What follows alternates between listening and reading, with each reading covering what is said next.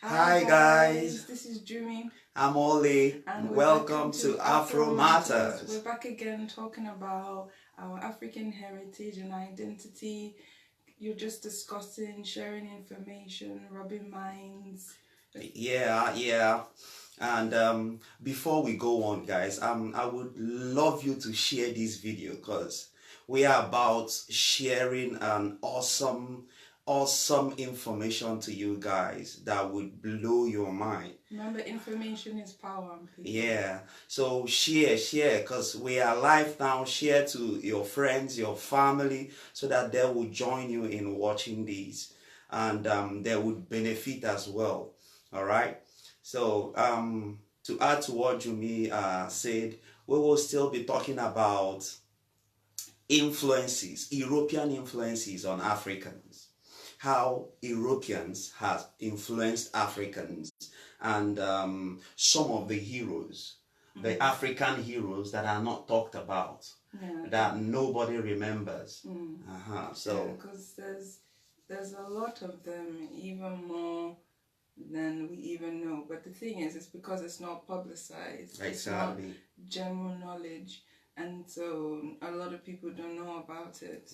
Like, you need to start digging and start researching to find out about these heroes, because they're kind of like, what's the word? They're kind of, being put under the covers, so people don't really know about them. Yeah, they've covered them, and they, most interestingly, some of these heroes, their identity is still there. No, I mean, some they are being talked about, but their identity has been covered by an European image.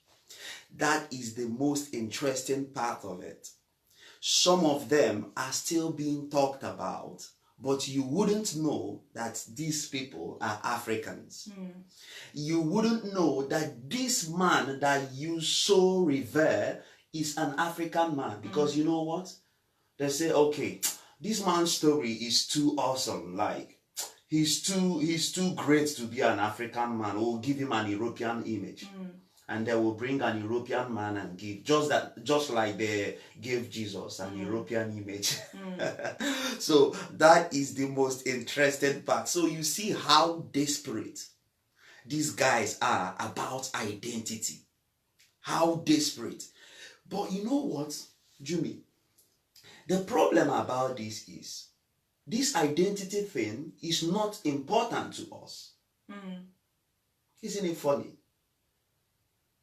Europeans take it so seriously, but we Africans, that our identities are being stolen, we are not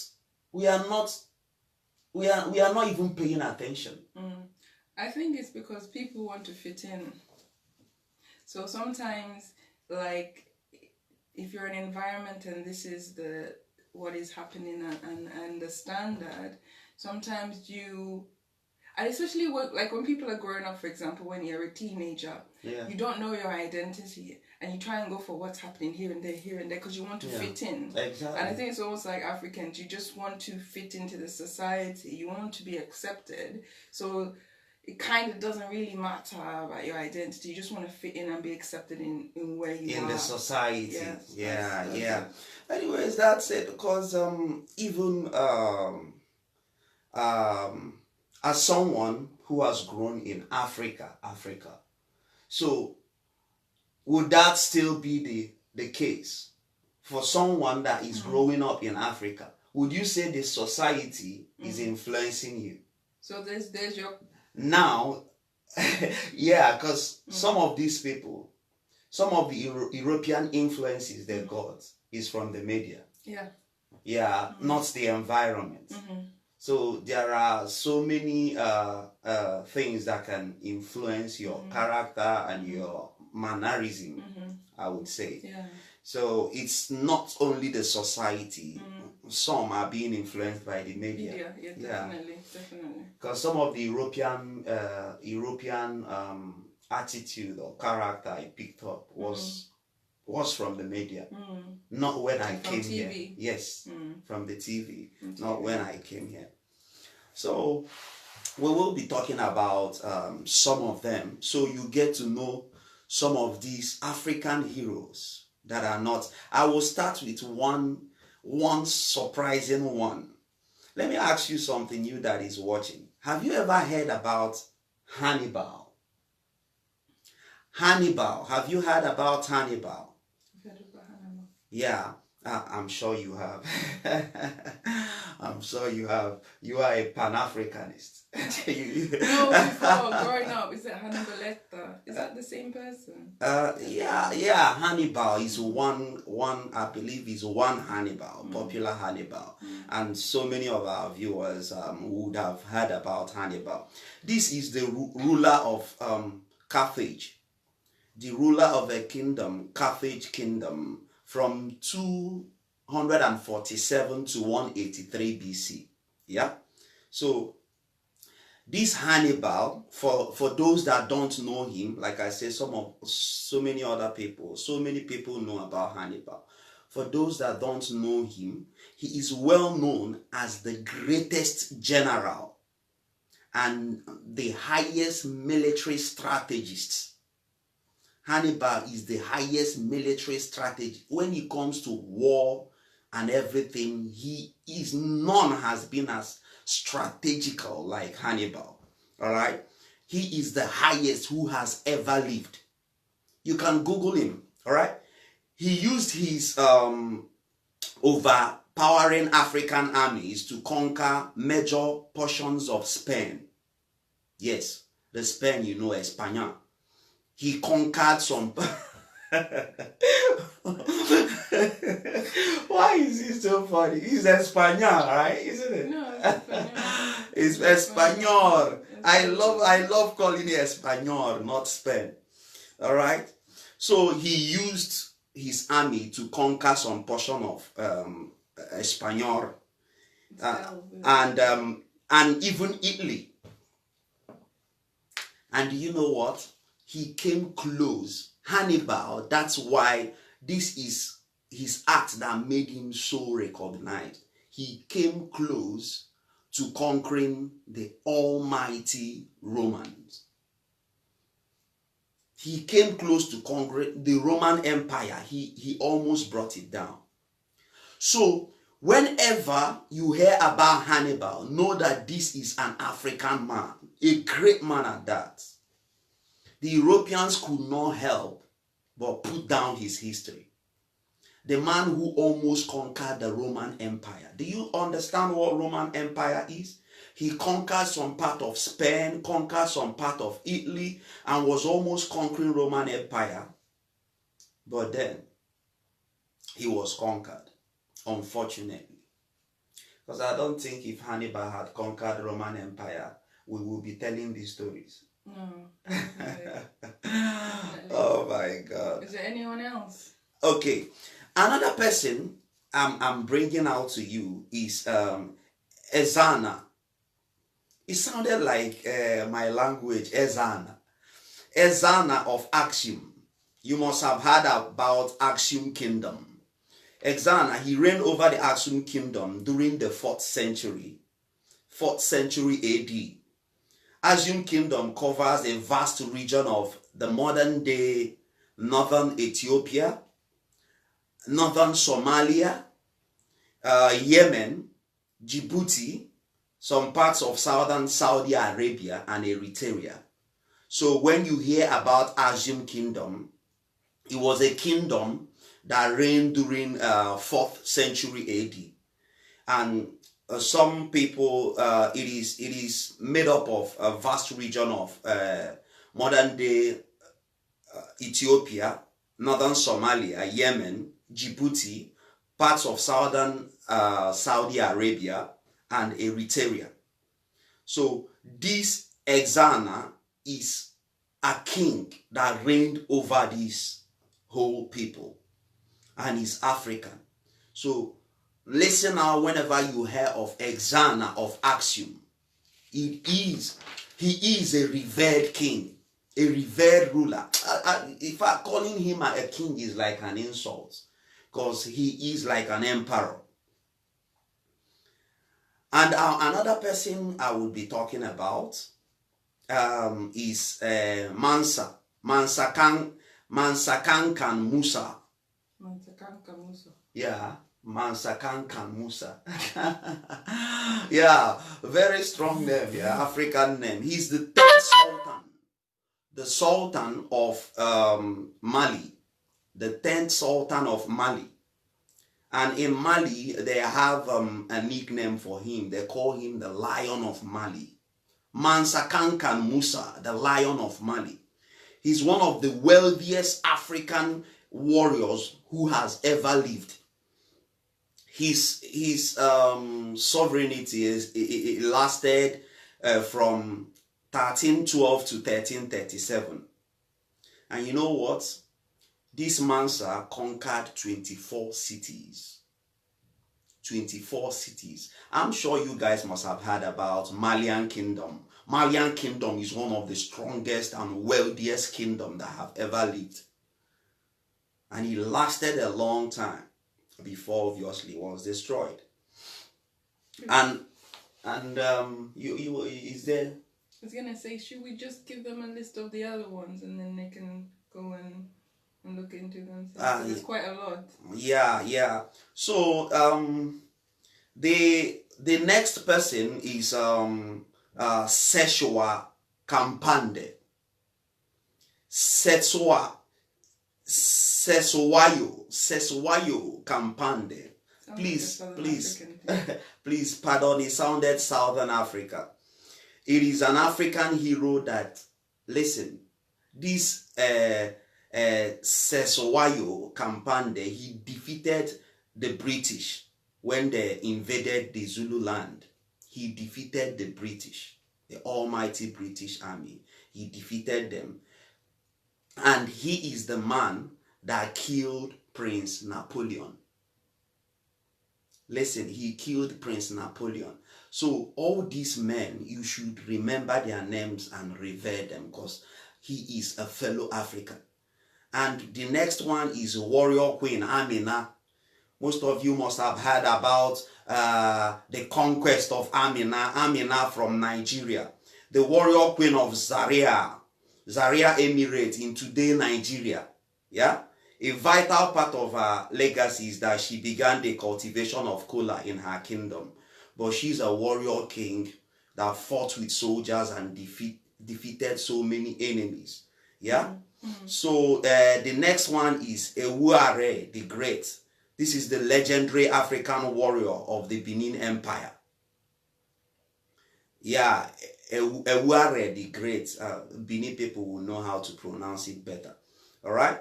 So, and we will not end if we do not talk about the almighty Shaka Zulu. Shaka Zulu.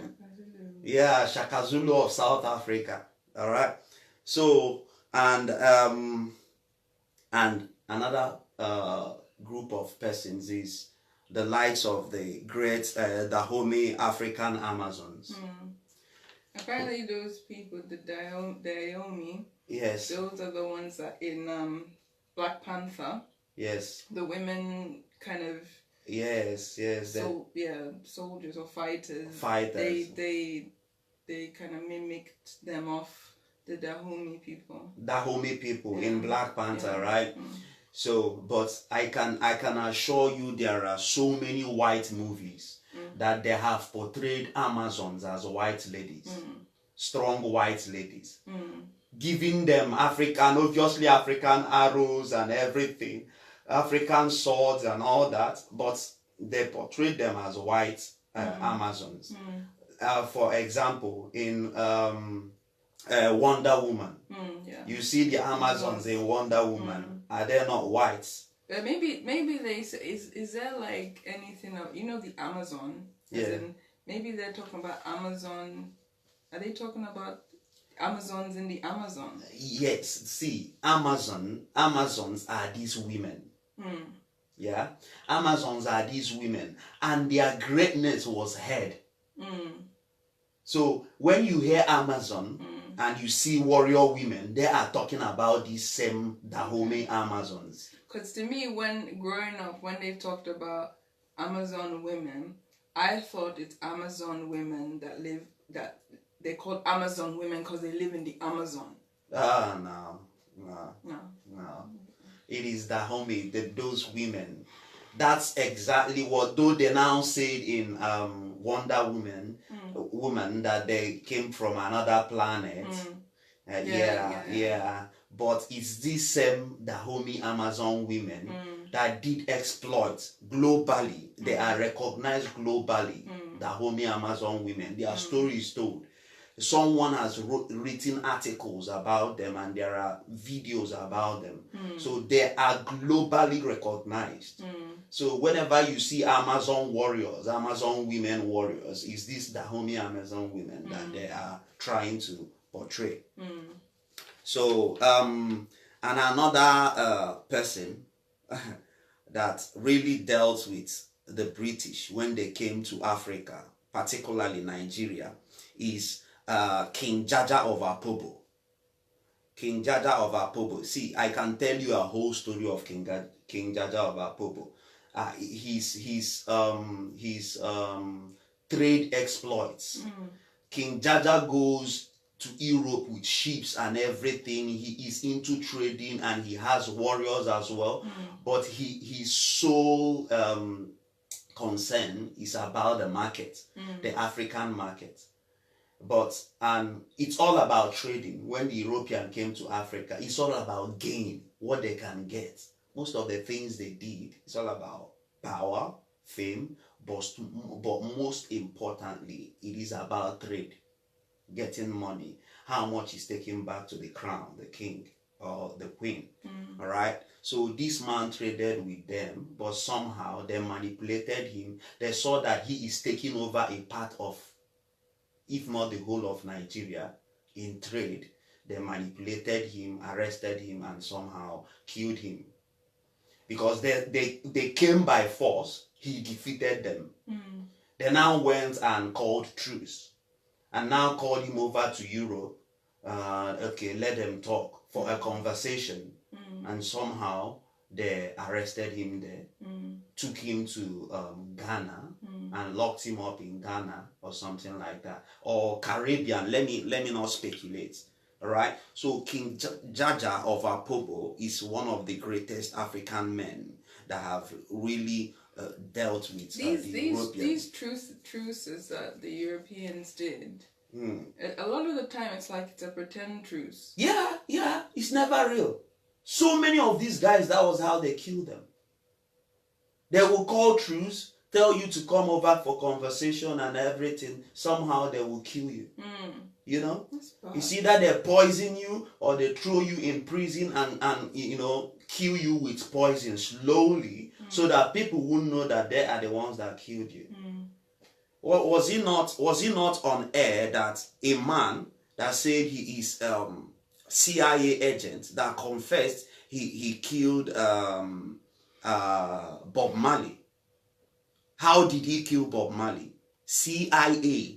This is not my word. You can check it up online. You see this man's, they've pulled out the video. You can still find it, but you will see the pictures and someone narrating now. But check out Bob Marley, the almighty Bob Marley. Because Bob Marley is like a prophet. He doesn't just have a gift. He's prophetic. He fights for the race, African race. They don't want to hear about anybody that is fighting for Africa. They would terminate you. Bob Marley is such a man. And you know what? How the man said they killed him. They bought him a canvas, a shoe, a canvas, and called him up, gave it to him as a present. That under the canvas there is a tiny needle, and this needle has this cancerous disease. So the moment this guy wore the canvas, the needle will now pinch his feet. When the needle pinches his feet, it will transfer the cancer. That was how Bob Marley was so sick. Even until date, some people are still rumoring that Bob Marley died of HIV. Can you imagine? But now this man have confessed that CIA killed Bob Marley with cancer. What did he do wrong? because he preaches and talks about the freedom of his people. So people try in this world, and it's whether it's against black people, I should say African people, because we say we're using Africans for black, or against European or American, whatever. They do this thing of when they've kind of used you for what they want, they will like exterminate you. And you may look bad in front of the public. That's why sometimes all these celebrities or whatever, that they just die, if they died of drugs overdose, or they're always like in a hotel somewhere or somewhere, and exactly. they died. Like, I don't really believe that anymore. No. Like, obviously they've died. I believe that they've died, but I don't really believe the media, what they portray in the media, that someone has died, because you don't really know what's behind the scenes. What they've planned, or what that person said, I'm not going to do this anymore. Yeah. And then they've now decided to take the person out. Yeah, and just know it, whenever they want to take you out, they don't come with guns to shoot you. They don't come with police, arrest you and kill you. No. They kill you somehow, like a death that the public will now say it's a natural death. Maybe we are sick and you died. You got HIV and you died. You are a drug addict and you died of drugs. They can kill you and put drugs around your nose, and just declare you dead out of drug addiction or something like that. But it's time we will start like understanding these things, that it doesn't just happen. Some people actually kills them. They do. Like, I was talking to one of, like, I'd say a friend of mine, an older man. He's Jamaican, you know about him. Yeah. But he was saying he's probably like, he's like 66. He said in his lifetime, he's seen countless African leaders in Africa rise up. And the moment they rise up against the European agenda, they take them out. They take them out. And the thing, what they do is that they make them look bad to their own people. Yes. And they make them look bad to the rest of the world. And so you think that, oh, it's because, you know, the person is a dictator, or they're controlling, or they're this and that. No, it's not that. But it's just they're against the European agenda for their country. Exactly. And so they take them out. Exactly. Yeah, and when they take them out, you know what? The funny thing is that nobody gets to hear these people's story. No, because they're dead. Because they are dead. And then these guys, even if they have released some statements, or they won't publicize it. They will just terminate it all over because they control the media. You understand? Like Saddam Hussein, is it not after everything that we start hearing that all the speculations about him were lies? Because they wanted to take him out. He's against their agenda and all that. So they took him out. And they gave us life. When they were talking about, the media was talking about Saddam Hussein, I thought this man was so evil, hated his people. But when I understood the scheme that these guys are scheming against these leaders, is during the time of Gaddafi, Maman Gaddafi. Because I have felt the love that man had for Libya. I have seen how that man treats Libyans. I have Libyan friends. This man, Libyans, when I did my master's, Libyans in Malaysia, they have the highest allowance from any country. Saudi Arabia, their allowance is big, but Libyans are matching Saudi Arabian students. Because they give them money. And once you get married, they give you a portion of land free. This man was giving his people, he was treating his people right. But the way the media portrayed him, like he's the devil. Why? Because he is advocating for the freedom of Africa. He was advocating for the freedom of his people. He said he's not gonna buy with dollars anymore, that he will be buying with gold, because we are rich. Like, I was talking to Jumi, and I told her, look at us, we are called the third world. We are called all sorts of names, the dark world, the third world. But let's talk about it. who has the most fertile land in the whole planet Earth? Africa. Africa, who has the highest, who produces the most variety of food on this planet Earth? I can count it for you. Pineapple is Africa. Banana, plantain, yam, cassava. Name them. How much is being grown here in Europe? You wouldn't know that because they import a lot.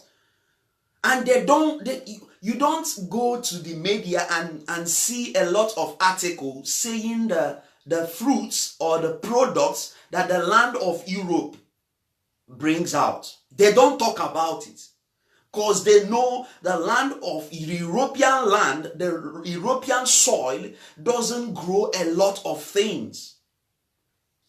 The weather too, I guess. The weather, yeah, the weather and so many things influences that.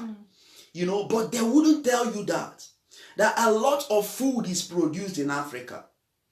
Who has the highest natural reserve on the planet Earth? Africa.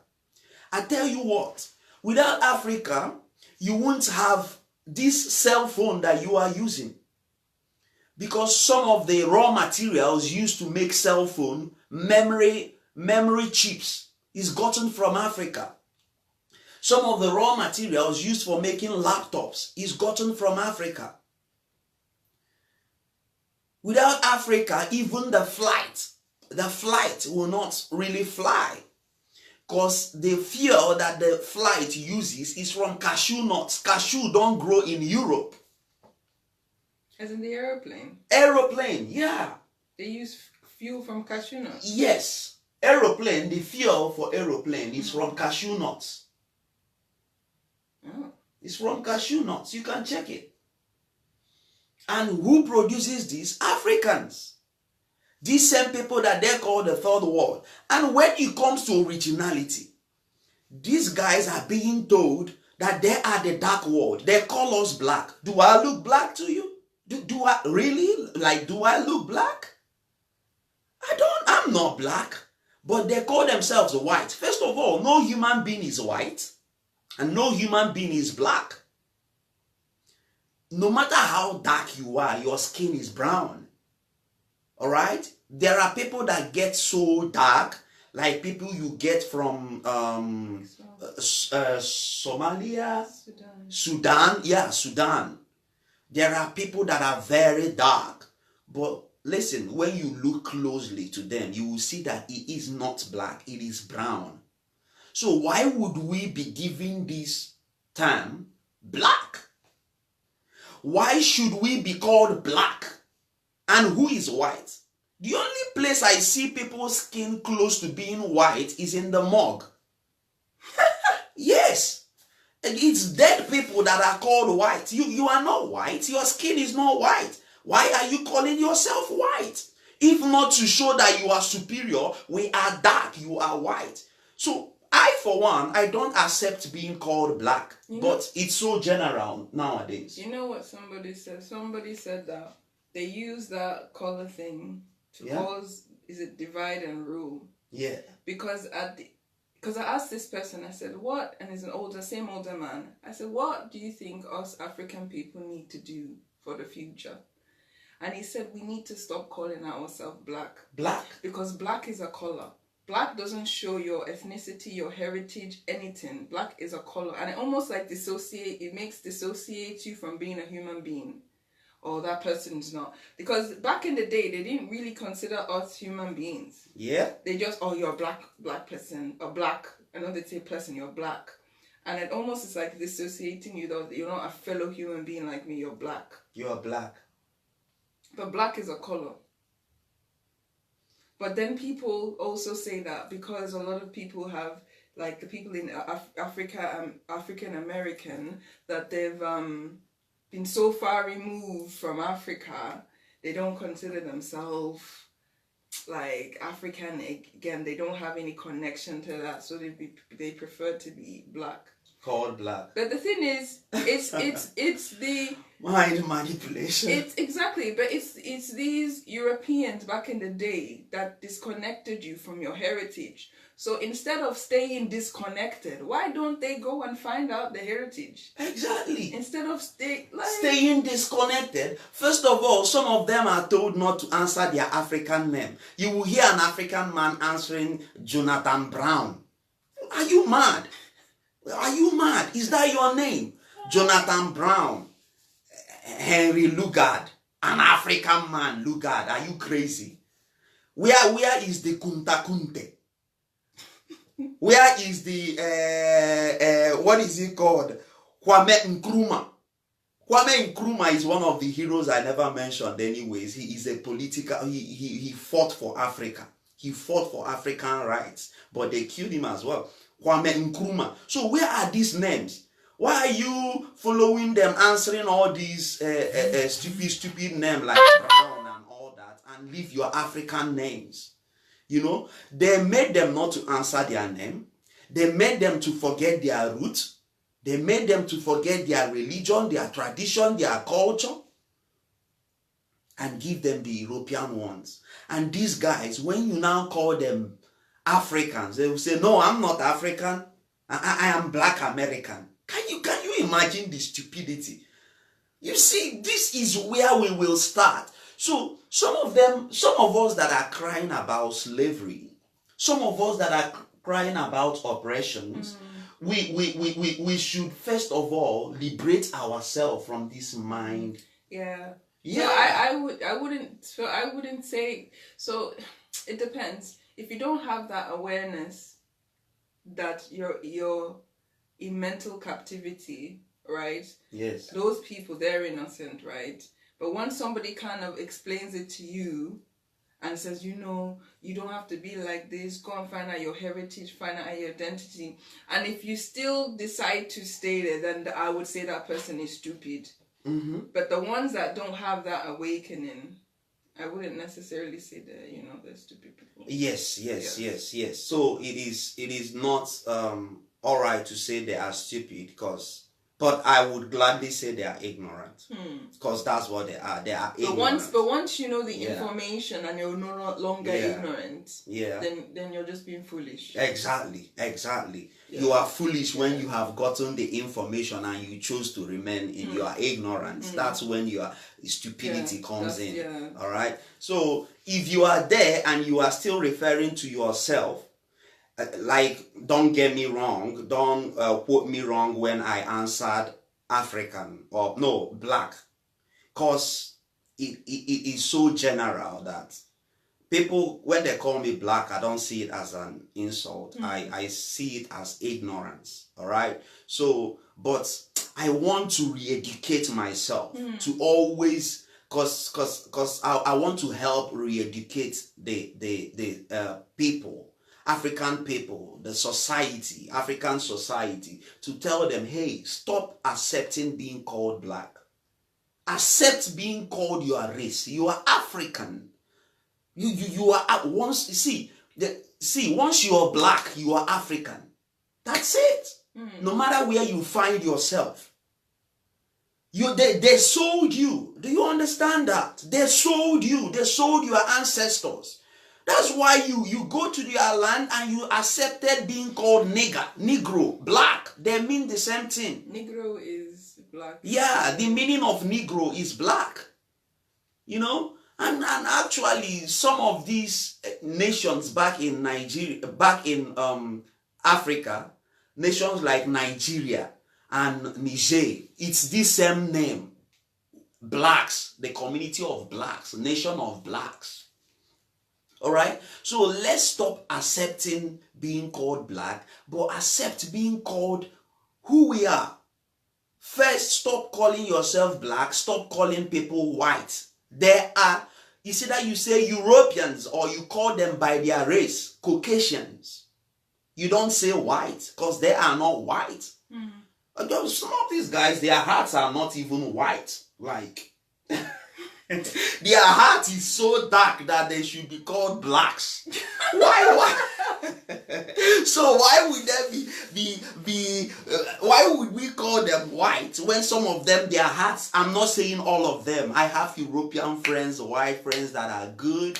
You get good and bad people in any race. So I am not a racist. So all I'm saying is, because they are called white, why would someone with a dark heart, like these slave monsters, like I call them, why would they be called white? You are not white. You are black. Your heart is so black, you should be called black and not call Africans black. It's so funny. Oh my God. Oh, Jesus Christ. So we were saying, so Olie was talking about the heroes, like the various heroes that we don't hear about. And the thing is, you know, there are influential figures everywhere. Just like, you know, your father may be an influential figure, the president may be an influential figure to some people, but heroes too in history are influential. But then most of them, majority, we see are Caucasian people that are influential. And even because we're talking about like European influence, so most of them are European people. And then even, that's back in the day, even now currently, and it's getting better, but like for me growing up in Australia, most of the figures that I see, people on TV, people in high profile, are Caucasian people. Yeah. Or, you know, and you watch a television show, you go to school, and everyone's talking about that, oh, that girl on this TV show, that, you know, she's really pretty, and then everyone wants to be like her. Yeah. And then you yourself, which is me, try and find myself trying to be like that person. But I can't make my hair like that person, you know, because my hair is Afro hair. And then you start feeling like, oh, you know, you're not beautiful.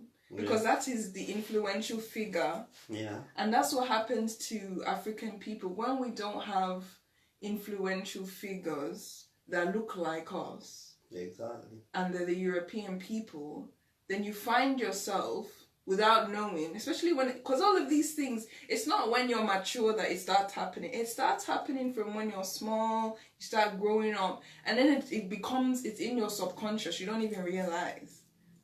You don't even, I want long hair. Long hair. Let me go, you know, so you go and buy weave and you go and to do weave or do wig because I want long hair. Yeah, talking about hair, sorry for the interruption.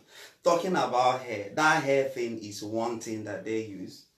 If you are having Afro or as a woman promoting your hair, then European will not let you stand. Until you make a hair that looks like theirs, that's when they will give you a little bit of promotion. Like even the African ladies, now we are talking about influence. African ladies that are influencing African women, like someone like, what's her name? I'm glad I forgot her name because is she a singer?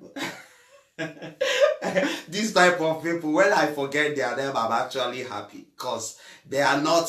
I wouldn't want them to influence my girls. You know, Oprah. Yeah, Oprah Winfrey. Check Oprah hairstyle. Is there anything African in her hairstyle? No. Check her mannerism. The only African thing about Oprah is her skin color. Her hair doesn't show African, her dress, her clothes, her fashion, nothing about her is African. That's why Europeans are okay with her. Oprah Winfrey and all that. Oprah Winfrey, yeah, I'm glad. So another person is all these Rihanna. Rihanna, what is African about Rihanna? You see, they have separated themselves from Africa. They have created a new race called black. Some of these guys, we tell them, except when they are exposed, like Rihanna will proudly tell you she's African. When they get exposed to some information and some things happening. So Beyonce, Rihanna, all these influential, call them, all these ladies now. Yeah. What's the name of this one that came to Nigeria?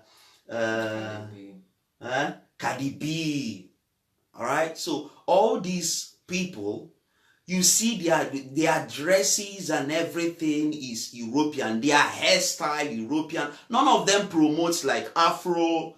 But what they do, I'll say what they do promote is the African body. African body. Is But that now, all? Is that all there is? No. But like what I'm trying to say, they're trying to promote the African body, and you see now that African body, they're trying to make it like it's not an African body. That body type. Yes. That body type of being voluptuous, having kind of shape.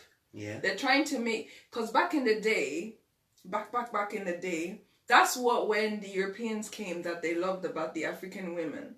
There was even one that she was so voluptuous that they what you call it? Yeah, when she died, they wouldn't even bury her. They have to put her body standing on the in the library, in the museum. Yeah, in the museum. They preserved her to put her in a museum because they were so amazed by how her body was. Yeah. So, so it was a thing that was an African woman thing, their body. But now they're trying to make it seem like, it's not just black people, African people, or Caucasian. If you go on YouTube and see all these fitness people, how to get a booty, how to get a butt, you'll see a lot of Caucasian fitness people. Like even that one that what you call it, the girl from Brunei, Asian, that the one you see her like how to get a booty.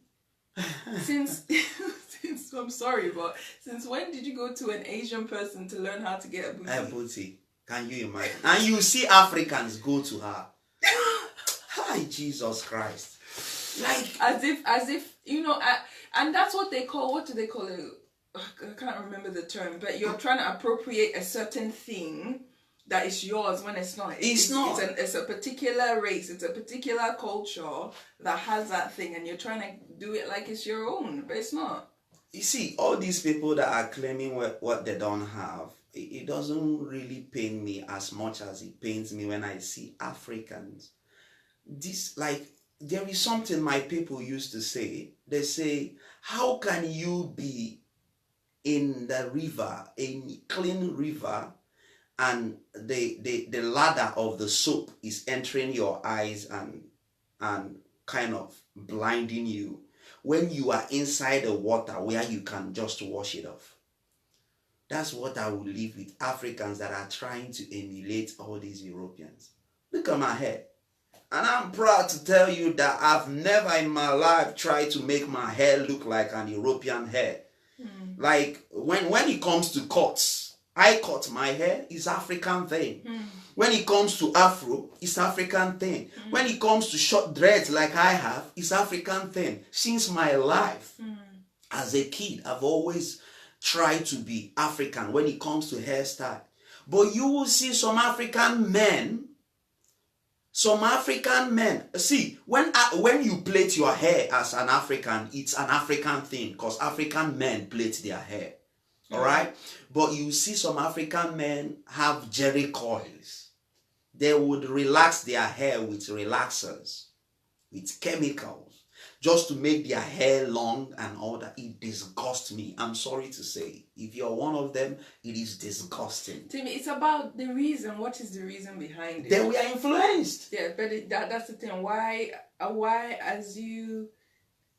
you trying to chemically straighten your hair as an African man? Is it so you can have your hair like a European person that's straight? You know, they have their straight hair and do all those spikes. Is that what you're trying to do? Exactly. Like, that shouldn't be a question, man. Unless it's rhetorical. Like, yes, rhetorical. It's a rhetorical question. Yes. Because it's not just why, it's the reason behind it. There is. They are just trying to be like the Europeans, obviously, who have influenced them through the media. If these guys are staying in Africa, or in the society, if they are staying abroad, like Europe. So they are influenced by these guys. They so want to be like them. Why? Because they have told you they are the kings. They have told you that their hairstyle is better. Like, it's not just because they have told you. When you look up to someone, you tend to try to be like a person. Yes, exactly. Yeah, so now, if Europeans are the ones you are looking up to, you try to be like them. And you don't, when you grow up, you don't grow up thinking, oh, what is in media is a lie. What they're portraying is just trying to deceive me or trying to manipulate with my thoughts. You don't grow up thinking that. So as you're growing up, you're already becoming brainwashed before you even know what brainwashing is. Exactly. And by that time you're brainwashed, it's too late, you're brainwashed. And it's only when you get that awakening by the grace of God that you realize, oh my gosh. Like all these years, I've been living a lie, I've been brainwashed, thinking these guys are my savior, why they want me there, they are even killing me. Man, like Africa, you need to wake up. You need to wake up, man.